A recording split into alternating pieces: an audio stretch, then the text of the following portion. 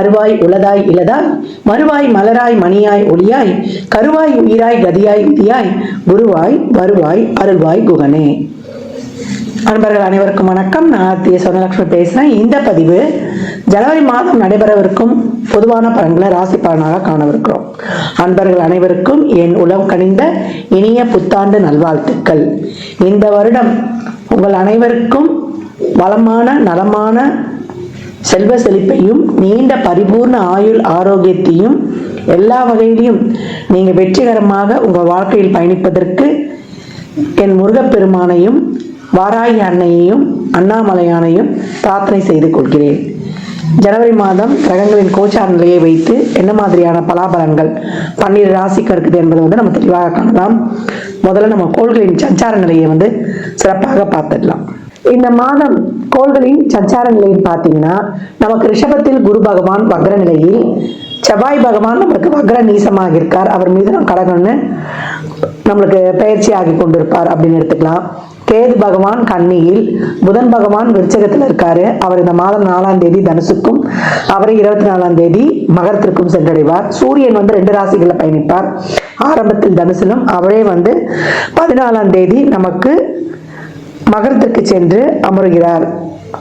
இந்த காலகட்டம் நமக்கு சுக்கிரன் இந்த மாதம் 28ஆம் தேதி மீனத்திற்கு சென்று உச்சமடைகிறார். ஏற்கனவே சுக்கிரனும் சனியும் கும்பத்துல நமக்கு டிரான்சிட்ல இருக்கிறாங்க. ராகு பகவான் ஏற்கனவே மீனத்துல நமக்கு சென்று கொண்டிருக்கிறார். சந்திரன் இந்த மாதம் பார்த்தீங்கன்னா தனுசுல உதயம் ஆவார். இந்த கோள்களின் கோச்சார நகர்வால் 12 ராசிகளும் அடையக்கூடிய நன்மையான பலன்களையும் யார் கொஞ்சம் விழிப்புணர்வா இருக்கணும் என்பதையும் இந்த பதிவுகளில் காணலாம். பதிவுகளில் சொல்லியிருக்கின்ற இறை வழிபாடு எளிமையான பரிகாரங்களை பின்பற்றி உங்கள் வாழ்வை வளமாக்கிக் கொள்ளுங்கள்.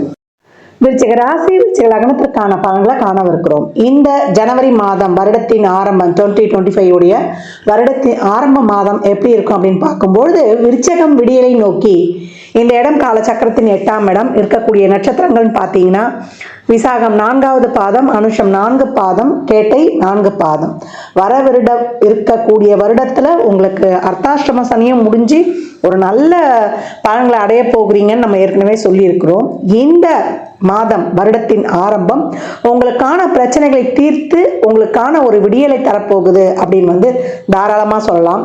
ராசி அதிபதி நம்மளுக்கு 9ஆம் இடத்துல ரொம்ப சிறப்பா பயணிப்பாரு. அவர் அதுக்கப்புறம் தான் மிதுனத்திற்கு அந்த வக்ர நிலையில மூவ் ஆன் பண்ணுவார்.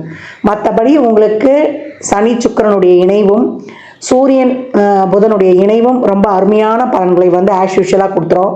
சந்தேகம், குழப்பம், பயம் இது மட்டும் எப்பயுமே வேண்டாம். தைரியமா முடிவெடுங்க. என்ன வேலையில கொஞ்சம் அலைச்சல் திருச்சல் இதெல்லாம் எப்பவுமே ஆஸ் யூஷுவல் தான். வேலை பலு, கொஞ்சம் கூடுதல் எஃபர்ட் இதெல்லாம் எப்போ நீங்க போட வேண்டியது தான்.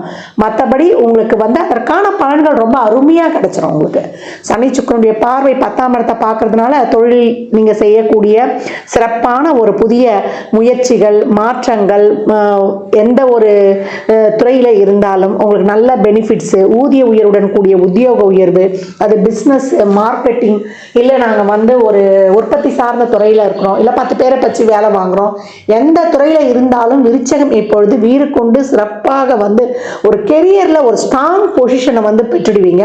அதற்கான ஒரு துவக்க புள்ளி தான் இந்த மாதம் அப்படின்னு சொல்லலாம். மாணவர்களுக்கு நல்ல கல்வியில் முன்னேற்றம் இருக்கணும். என்ன ஒரு வடிவமைக்கிறீங்களோ, என்ன நீங்க ஒரு டிசைன் பண்ணிருக்கீங்களோ உங்களுடைய எதிர்காலத்தை பத்தி, அதற்கான பாதைகள் உங்களுக்கு நல்லாவே கை கொடுத்துரும். அது எந்த ஒரு துறையாக நீங்க காலடி எடுத்து வைக்கலனாலும் ஒரு ஆன்லைன் ஒரு கல்வியில இருந்து, இல்ல ஒரு ஆன்சைட்ல நாங்க போனோம், வெளிநாட்டு கல்வி படிக்கணும், நல்ல ஒரு எம்எஸ்லாம் நாங்க பண்ணணும் அப்படின்றவங்களுக்கும், ஆராய்ச்சி கல்வி பண்ணணுன்றவங்களுக்கும் ரொம்ப அருமையாகவே இருக்கும். பெண்களுக்கு சொல்லவே வேண்டாம். நாங்கள் சாதிக்கணும் அப்படின்னு இருக்கிறோம் அப்படின்றவங்களுக்கெல்லாம் இந்த காலகட்டம் வீட்டில் ஒரு சின்னதாக ஆரம்பிப்பீங்க, ஒரு குடிசை தொழில் மாதிரி. அது பாருங்க நல்லா ஒரு பெரிய ஒரு வேர்ல்டு லெவலில் பேசுகிற மாதிரி கோடிக்கணக்கில் சம்பாதிக்கிற கூடியவங்களா ஆயிடுவீங்க. அந்த அளவுக்கு உங்களுடைய முன்னேற்றம் ரொம்ப சிறப்பாக இருக்கும் அப்படின்னு சொல்லலாம். சுப நிகழ்வுகள், சுப பேச்சுவார்த்தைகள் இதெல்லாம் பேசி முடிக்கப்படும். காதல் நல்லாவே கைகூடும். இது வரைக்கும் காதலில் வந்து ரொம்ப அப்படியே வந்து கொஞ்சம் சூழ்நிலையே சரியில்லாமல் போனோன்றவங்க கூட இப்போ சூழ்நிலையை உணர்ந்து நீங்களும் கொஞ்சம் அண்டர்ஸ்டாண்டிங் ஆகி கொஞ்சம் வந்து இணக்கமாக போகக்கூடிய சூழல்கள்லாம் ஏற்படும். வண்டி வாகன சேர்க்கையில் ரொம்ப அருமையாக இருக்கும். பழசை கொடுத்து புதுசை மாற்றுறது, ஒரு வீடு, ஒரு ஃப்ளாட்டு, எதுவோ உங்களுடைய விருப்பங்கள் நிறைவேறும். உங்களுக்கான ஒரு இடம், ஒரு நம்முடைய சுகஸ்தானத்தை பெருக்கிக் கொள்வது, வீட்டுக்கு தேவையான பொருட்களை வாங்குவது, மனைவிக்கு தேவையானதை வந்து வாங்கி கொடுப்பது, குழந்தைகள் நலன் சார்ந்த விஷயங்களுக்கு பண்டிகை காலமாகவும் வருது. அவங்களுடைய தேவைகள்லாம் பூர்த்தி செஞ்சுட்டா வீட்டில் என்றைக்குமே சந்தோஷமாக இருக்கும்.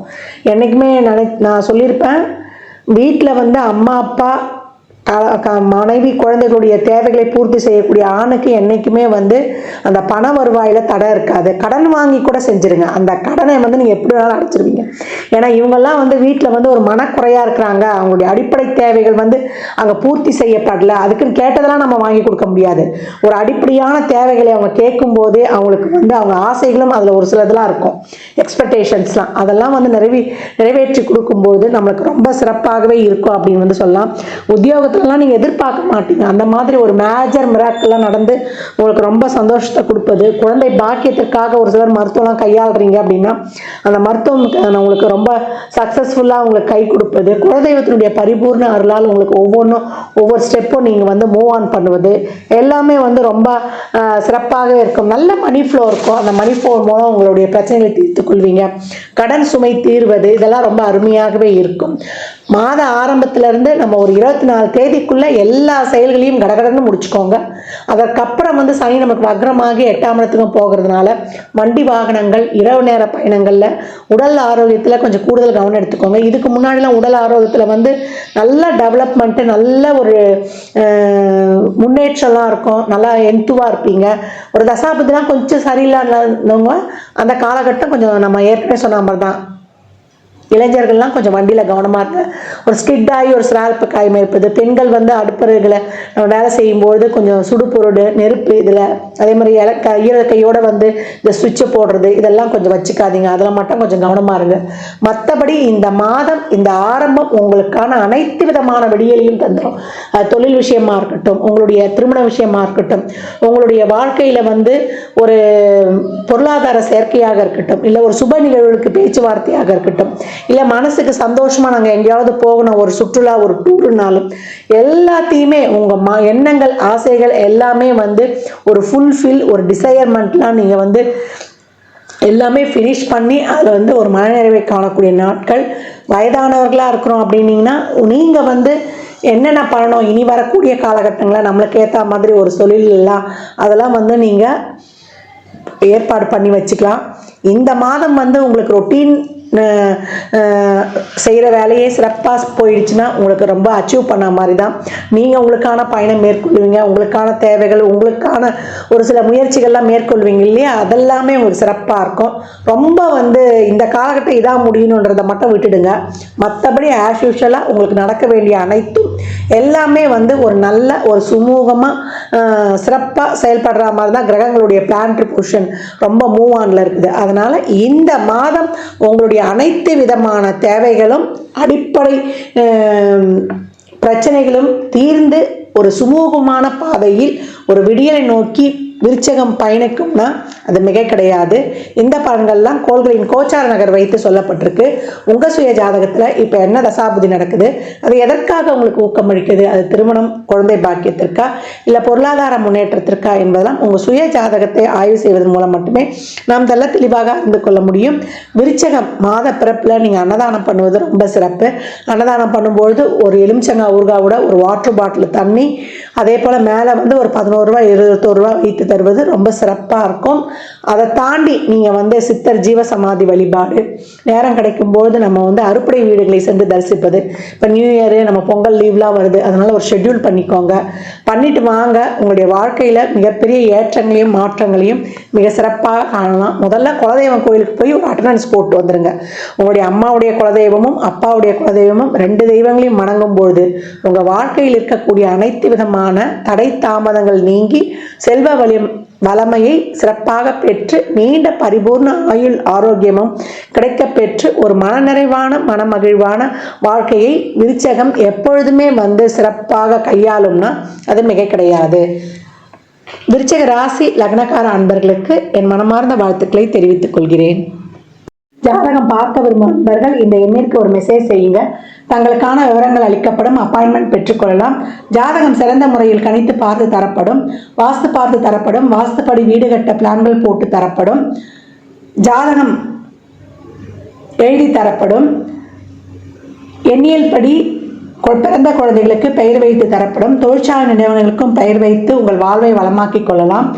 சுபமுகூர்த்த நாட்கள் குறித்து தரப்படும். அவரவர் சேவைக்குண்டான கட்டணத்தை செலுத்தி சிறப்பான சேவைகளை பெற்று வாழ்வை வளமாக்கிக் கொள்ளலாம். மற்றும் ஒரு சிறப்பான பதிவில் சந்திக்கும் வரை தங்களிடமிருந்து விடைபெற்றுக் கொள்வது ஆதித்ய சொர்ணலட்சுமி. மிக்க நன்றிகள். வாழ்க வளமுடன். நற்பவி நற்செழி இறையருளால் அனைத்தும் நிறைவாகட்டும்.